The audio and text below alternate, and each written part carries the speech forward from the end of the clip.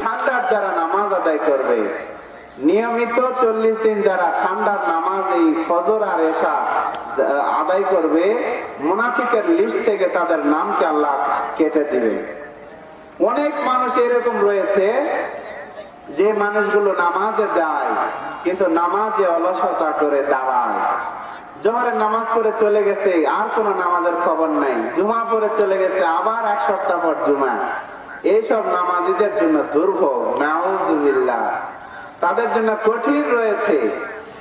আল্লাহ তাআলা আখিরাতের আদালতে আউয়ালু মা ইউহাসাবু বিহিল আবদু ইয়াউমাল কিয়ামাতিস সালাহ, সর্বপ্রথম নামাজের হিসাব নেবেন। এই দুনিয়া থেকে মানুষরা যখন কবরে চলে যাবে, আল্লাহর হাবিব সাল্লাল্লাহু আলাইহি ওয়াসাল্লাম তাদের ব্যাপারে বলছেন, ইজা উদখিলাল মাইয়িতুল কবরা মুসিলাত লাহু শামস ইনদা গুরুবিহা ফায়াজলিসু ইয়ামসু ওয়াইনাইহি ওয়া ইয়াকুলু দাউনি উসাল্লি। বান্দা যখন এই দুনিয়ার জীবন শেষ করে কবরের জগতে চলে যায়, কবরের জগতে যাওয়ার আগে আরো অনেক কিছু হয়, তবে নামাজীদের জন্য সুখবর, নামাজীদের জন্য সুখবর। নামাজি যারা পবিত্র দুনিয়ায় থাকে, এই মানুষদেরকে আল্লাহ তাআলা ফেরেশতার মাধ্যমে সালাম জানাতে থাকেন ইন্তেকালের আগেই। সুবহানাল্লাহ। কোরআনে এসেছে, আল্লাহ বলেন, আল্লাযীনা তাতাওয়াফাহুমুল মালায়েকাতু তাইয়্যিবিন ইয়াকুলুনা সালামুন আলাইকুম উদখুলুল জান্নাতা বিমা কুনতুম তা'মালুন। দুনিয়ায় যারা পবিত্র জীবন যাপন করেছে, নামাজীদের মধ্যে পবিত্রতা রয়েছে, কারণ নামাজীদের কাছে সুঘ্রাণ রয়েছে, আতরের ঘ্রাণ, ঠিক কিনা? যারা দুনিয়ায় নামাজি তাদের মধ্যে আতরের ঘ্রাণ রয়েছে তাদের কাছে। এই বান্দারা যখন মৃত্যুবরণ করতে যাবে, আল্লাহর ফেরেশতা এসে বান্দাদেরকে সালাম জানাতে থাকবে। ওই বান্দাকে জান্নাতে এনে ধরবেন সামনে, আর বলবেন, উদখুলুল জান্নাতা বিমা কুনতুম তা'মালুন। এই জান্নাতের দিকে তুমি বেরিয়ে আসো, দুনিয়ায় এই খারাপ জায়গায় আর তোমার থাকার দরকার নাই।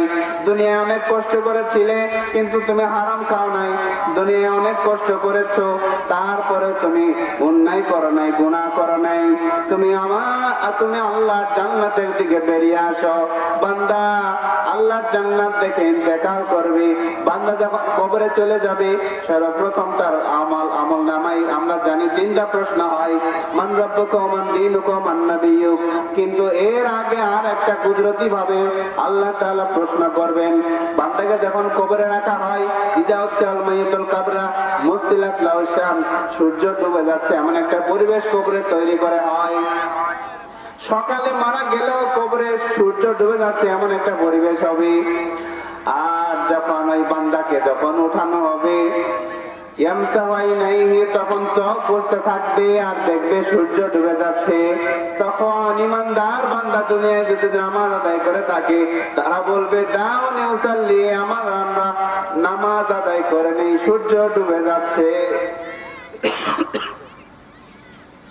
এই বান্দারা আল্লাহর ফেরেশতারা বলবেন, তুমি কবরে এসেছো, এখানে তোমার কোনো নামাজ নাই।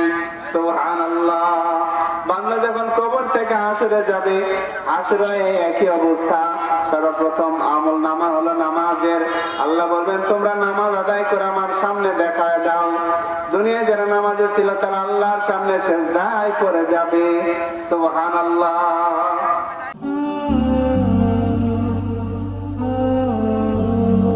Al Iqra TV